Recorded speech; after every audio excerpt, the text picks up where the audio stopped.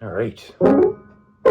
Taking a break from my own practice and composition here to talk about the second chapter in this book, Conversations with Olivier Messiaen, Conversations with Claude Samuel. So the second chapter, I'll put a link to the first. In fact, I'll put a link to the ever-expanding playlist. I'm working through the dozen or so sections of this book. Second chapter is titled Landmarks, and it begins with the question of why do you compose? And Messiaen's answer is in three parts, and each part has its own logic, its own coherence, its own rationale, and then at the end it all ties together. So the question, why do you compose? Messiaen's initial response is that to say it's not a particularly helpful question, that composers compose because they compose. And then the question is refined a little bit. What are you trying to express in the music that you are compelled to write? What is that expression that articulates your aspiration, that pulls together your motivation? It's a good question. It's always important to have a good question. When I lead meditation sessions, I teach the foundation to meditation, and we always start, before we do anything, before we sit, before we talk, before we discuss anything, bring to mind as clearly as possible the aspiration that brought you there. And it could be anything, right? It could be curiosity. It could be because you're already an experienced practitioner and you're looking to explore more. But I think there's an overlap between the aspiration for that mind of equanimity and the creative impulse, particularly with Messiaen. I mean, I think this is one of the reasons why I'm drawn to him. Of course, the sumptuous beauty of his music is one part. I was just playing through, it's a Sunday today, early. Sunday mornings tend to be quite open for me until I head off to church. And I was playing through some of these, the Vent Regard. I've worked on about a third of them, six of them, seven. And being able to sit and play those, the themes, the harmonies are, they point towards the spiritual and in the broadest sense, right? Messiaen answers the question with three areas, right? And the first is his Catholic faith. He's trying to express the beauty, the mystery, the direct experience of his Catholic faith. And I'm firmly set that you don't need to be Catholic. I'm not Catholic. Don't need to be Catholic to benefit from that wisdom. You know, I meditate in a Tibetan Buddhist tradition. I worship at a Methodist church. That's a relatively recent addition to my, or return, right? I grew up in the Methodist church, but then after high school, I dropped it completely. It's only been the last couple of years that I've returned back to Methodism. So when I write, you know, part of my problem is I'm not able to quite articulate with that degree of confidence. You know, I want a liturgical sense, but I lack confidence, and so I say, oh, I just want to write an amusant, you know, something, an amusant, like just a little thing. And I don't. I want to write something like Mahler's Third Symphony, or the Messiaen Turanga Lila, or the Vent Regard, right? So Messiaen has never doubted his faith, and in the first of these chapters, spoke how he felt that he was born a believer, and that it was his good fortune to be born a believer. So there's three areas he carves out in the response to what does he want to express. Catholic faith, the deepest form of human love, which is for him represented by the Tristan myth, or at least a distillation of the Tristan myth, and a love of nature. So they talk about, Claude Samuel and Olivier Messiaen talk about writing music for liturgy, which Messiaen says he hasn't, his work is primarily concert, right? He has some solo organ music that he wrote so that he had material to use as an organist in the church instead of have to improvise. He wrote music that could be used within the Mass, but he's never written a Mass. So it's an important point, and they talk about this.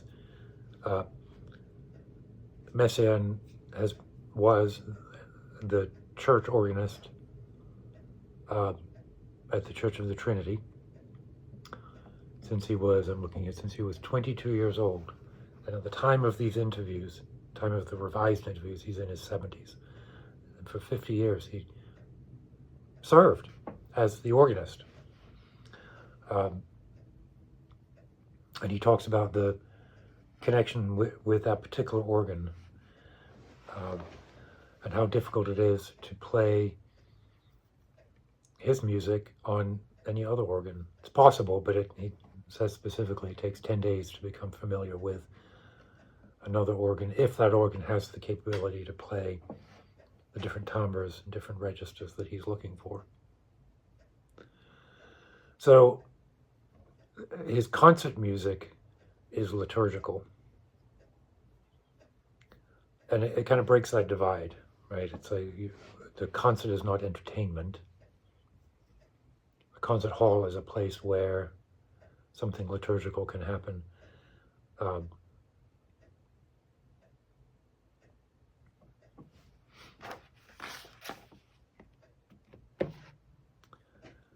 But never, like Beethoven wrote a Mass. I may write a Mass. You may write a Mass. Bruckner wrote a Mass. The structure of the Mass is specific, and you can write a Mass, and then it can be played as the service unfolds. Here's a nice section. He is asked, this is Claude Samuel asking, weren't the different officiating priests at the Trinity a little horrified by the introduction into their church of music as daring as that of the Livre d'Orgue? And Messiaen says, they weren't horrified because the truths I express, the truths of the faith, are equally daring. So as extravagant and modern, or as rich, complex as his music is, the truths of the faith.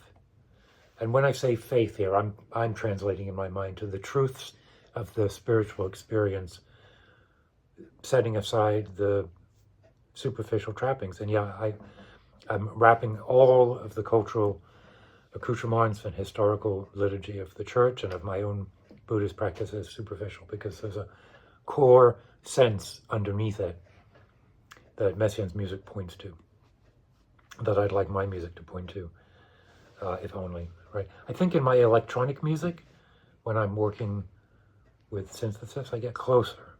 I'm a better synthesist than I am pen on paper.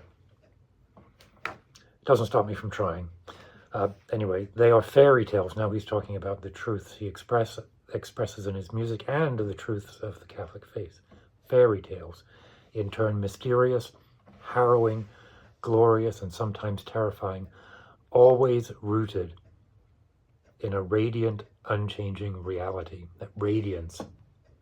Then later today I'm going to record a video for the meditation side of this channel where I talk about a poem that is about radiance. So I don't want to steal the thunder from that video, but radiance is on my mind.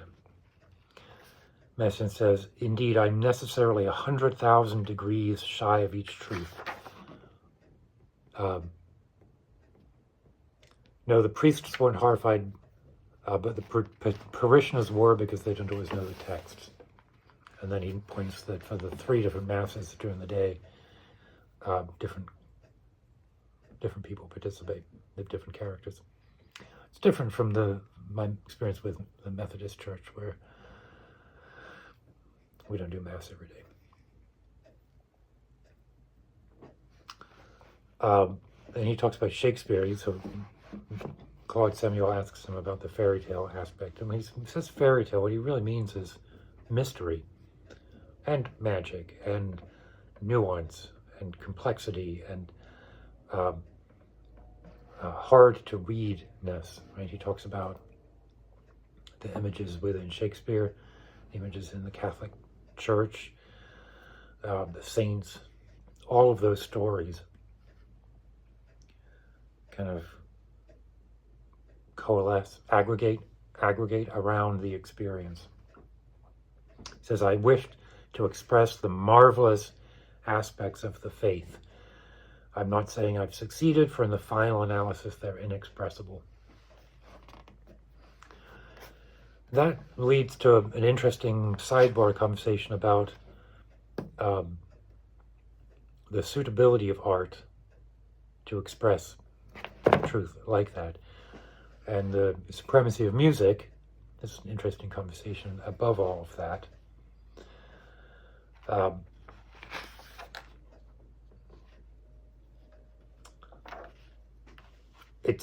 So the difference between the aesthetic and the liturgical, do you shift styles between the two? And Messiaen says he does not. That the aesthetic style can be radically different, but the liturgical truth can be similar. And he talks about his opera, St. Francis, which in this conversation is very clear. He doesn't call it an opera, he calls it a musical spectacle. And I like this as well, because I think this is how I think of music like that as well. It isn't a series of arias and recitatives and ensemble pieces like a Mozart opera with a narrative. No matter how far-fetched, there's a narrative in a Mozart opera. And in Wagner, and there's a leitmotif, there's the working out of deep mythological ideas. In Messiaen's music, I've talked about this in some of my other videos about the technique, is stylistically, like structurally, he's quite Baroque, really quite simple. It's an ABA. Rondo form is very common in Messiaen. ABA, BA, just alternating between 2-3 blocks of music. Each time the music comes back, it might be augmented, it might be changed through some of the techniques that he refers to, rhythmic, canonical, or augmentation. But it isn't like Debussy, where the idea is constantly evolving over time, right? That you can play through and feel the change. With Messiaen, you do feel this, like it's blocks of infinity floating around you. And so for St. Francis, it's a musical spectacle in tableau, right? Keep that in your mind this time next year when I finish a draft of my opera, because my opera is going to be episodic as well, like that. It's a comfortable way to structure things for me. Then art, like painting or words, are iconic, right? They represent, they show something. And you have to have a tradition or a lineage or an approach to represent something in a way that music doesn't. And I know this is an interesting conversation. Like, does music mean anything? Is there a linguistic structure to music? Of course there is, right? There's chord functions, and there's each piece, even if it doesn't follow what we think of as functional harmony, it has its internal coherence. At least a good piece of music does. But that's different from the example he gives in the operas. You have an angel. How do you describe it? How do you represent it on the stage? Someone has to appear with wings and robes, right? In the music, you don't have to specify that. You can create the physiological sensation of the angelic.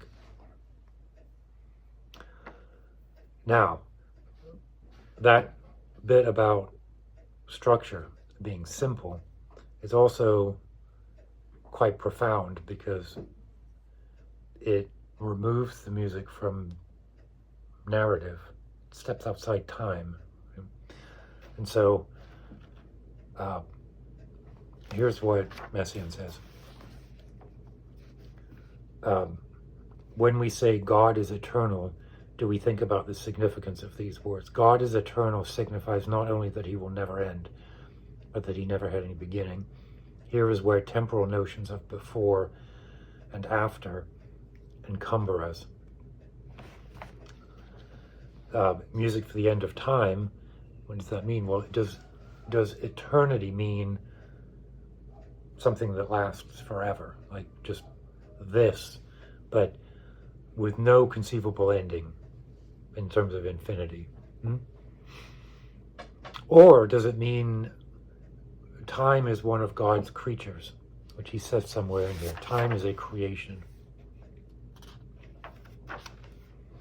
And so for the end of time is this, or maybe it's a static, maybe it's stasis, maybe it's simultaneous, right? That's kind of where I cogitate, that stepping outside of time. Time is part of creation. We talk about time as the backdrop against which creation occurs. But the thinking in these conversations, time is, I know those of you who are quantum physicists are cringing right now. The point is that Messiaen's music, structurally, as it's kind of a mosaic, each mosaic is a pattern that, left unattended, would last for infinity. We get a snapshot into it.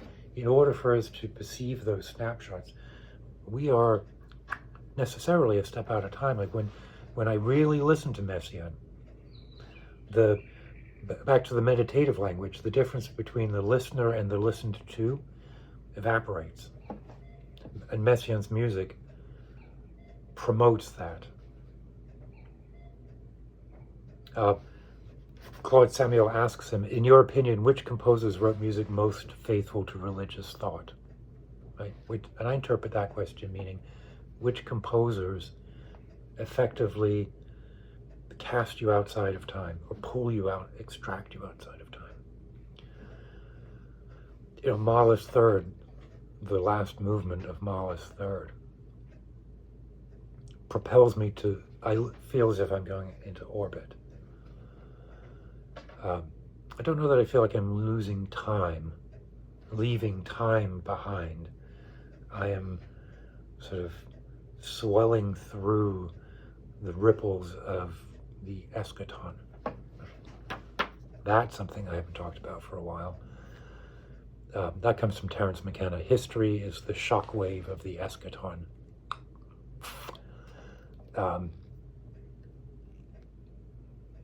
The eschaton is the moment, the teleological moment, the moment towards which the universe is pulled or pushed. Anyway, Gregorian chant is Messiaen's answer, and he has a few comments about how Gregorian chant is bastardized, except for Solem. Have I done a video on that yet? I haven't. I'm writing on chant and neumes for something else. But the idea that Gregorian chant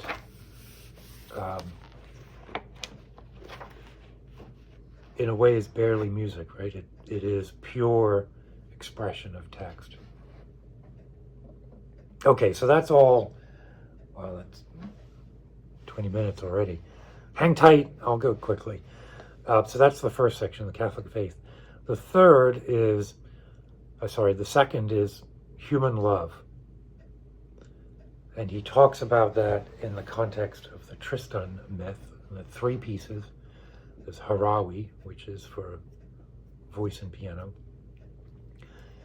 the monumental Turangalila Symphony, and then a choral piece, Cinq Réchants, which is a cappella choir. So what is it about the Tristan myth? When I think of Tristan, of course, I think of Wagner, Tristan and Isolde. I think of a potion, a magic potion that induces this enormous passion that destroys the structure around it and ultimately the lovers. But Messiaen, and this might be a bit perverse, I think it's a bit perverse, he drops all of that. He says, it has nothing to do with the old Celtic legend, and even the essential idea of the love potion is set aside. So what else is left, right? He's using Tristan as this flag for some other sensation. I preserved only the idea of a fatal and irresistible love, which as a rule leads to death, and which to some extent invokes death. For it is a love that transcends the body, transcends even the limitations of the mind, and grows to a cosmic scale. So there's nothing melodramatic about this. It gets to the heart of the myth. That's my cuckoo clock. When that went off, the first one went off, I should have known I'd been talking too long. At the core of Messiaen's reading of Tristan, of his use of Tristan, is this love that necessitates death, but not suicide, right? Like, there's that movie Aria that ends with, I haven't seen that since college, I haven't seen that for 30 years, but ends with this dark, destructive lovemaking. And what it's hard to put in words, which is why Messiaen wrote it in something like Turangalila. An upwelling of cosmic love that is so great that it transcends mortality. Well, what is transcending mortality? The intimation of the death state is eternity. That's a tough one, right? That's a tough one.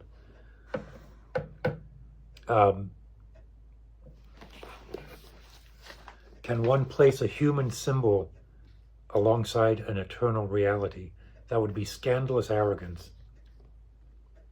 Immediately you have to throw out the idea, your own and perhaps distorted idea, of the eternal theatrical triangle of the gentleman, the lady, and the lover. I never dreamt of that when thinking about Tristan, and the idea of interdiction or punishment has no place here. And then Claude Samuel interjects, yes, but Tristan is precisely that.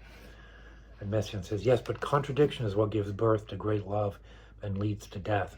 I think part of the problem for me here is that Messiaen is using the word death, and we think of death as the end of our mortal existence. But for Messiaen, with his depth of spirituality, death is the transcendence of the immediate. Perhaps it's the kingdom of heaven.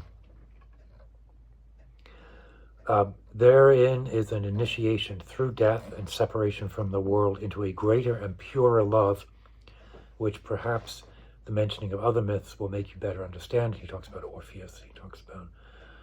So Tristan represents the purity of love.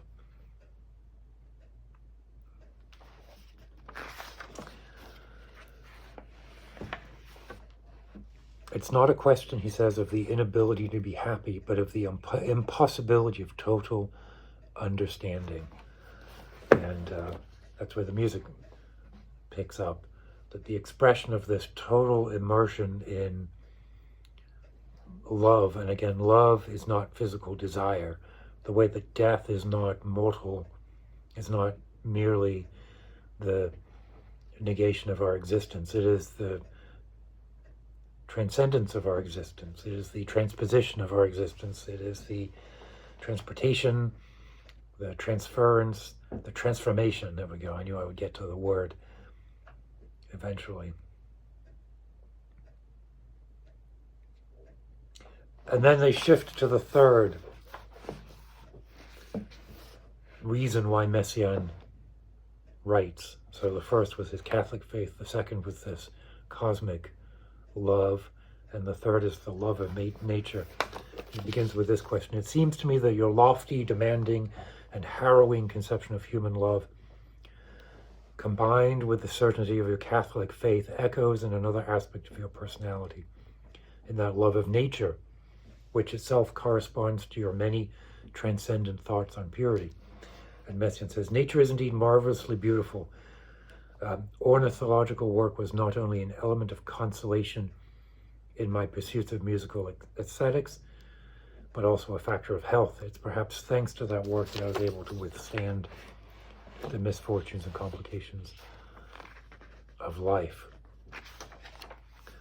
Talks about nature as a primary contributor to sound. Of course, birdsong, the notation of birdsong, which he talks about here, he says he always goes out with paper and pencil, and writes it as best he can. But at the same time, his wife, Yvonne Loriot, has a tape recorder and is recording the same. So then there's a second revision back at home where he has the notes.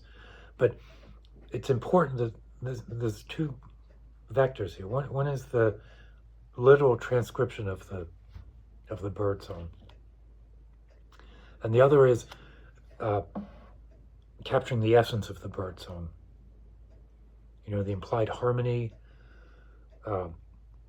perhaps slowing it down so it's performable by human voice or human pianists. But nature is also a sound producer, and he talks about waterfalls and wind and the kind of the sonic implication of a mountain, right? Not that he's trying to recreate these sounds. He's asked, do you try to reproduce the sounds? The sounds of wind and water are extraordinarily complex. And he talks about Debussy, who is the great lover of wind and water.